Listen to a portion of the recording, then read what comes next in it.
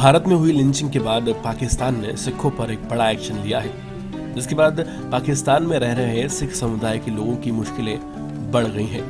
गौरतलब है कि इतिहास में पहली बार कुछ ऐसा देखने में आया है जो न सिर्फ मानवता को शर्मसार करता है बल्कि गंभीर सवाल भी उठाता है उन सभी लोगों की मानसिकता पर जो इतने सबूत सामने आने पर भी एक मासूम के साथ हुई बर्बरता को जायज ठहरा रहे हैं।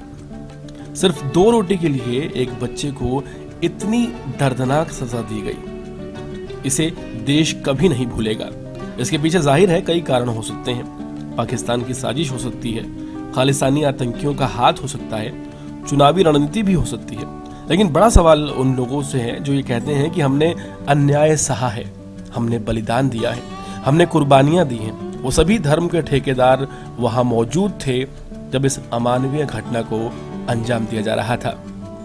वो लड़का जो मानसिक रूप से सक्षम नहीं था, गुरुद्वारे के बाहर रोटी खा रहा था।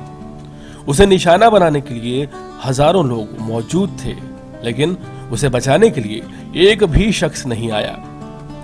आप आज जितना मर्जी गाते रहिए, इतिहास में सिखों ने बलिदान दिया, कुर्बानी दी, जुल्म को रोका, लेकिन आज का सच क्या है?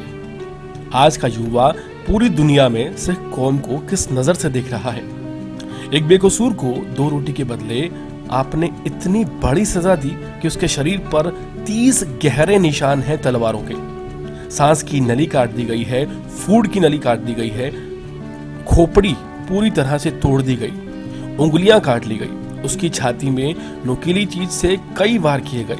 एक आम आदमी इस शख्स की पोस्टमार्टम रिपोर्ट को शायद पूरी नहीं पढ़ पाएगा, लेकिन बावजूद इसके लोग जश्न मना रहे हैं, धार्मिक नारे लगा रहे हैं, अधर्म करके धर्म धर्म चिल्ला रहे हैं। पाकिस्तान की पेशावर अदालत ने इस घटना पर नजर डालते हुए किसी भी सरकारी कर्मचारी को कृपाण यानी कि वो तलवार जो सिख अपने पास रखते हैं उस पर पूरी तरह से बैन लगा दिया है।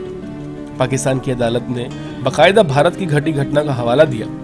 अदालत में पैरवी करते हुए कहा गया कि आपको ये चाकू छुरी लाने की कोई जरूरत नहीं है। ध्यान देने वाली बात यह भी है कि पाकिस्तान में आए दिन सिख समुदाय और गुरुद्वारों पर हमले किए जाते हैं, उन्हें निशाना बनाया जाता है, और इसी सब के चलते कई सिख परिवार पलायन को मजबूर हैं। बेअदबी के नाम पर बिना जांच किए बर्बरता करने वालों को गंभीरता से विचार करने की जरूरत है। कहीं ऐसा ना हो कि सिखों की कुर्बानियों की जगह सिर्फ उनके द्वारा की गई लिंचिंग एक इतिहास बनकर रह जाए।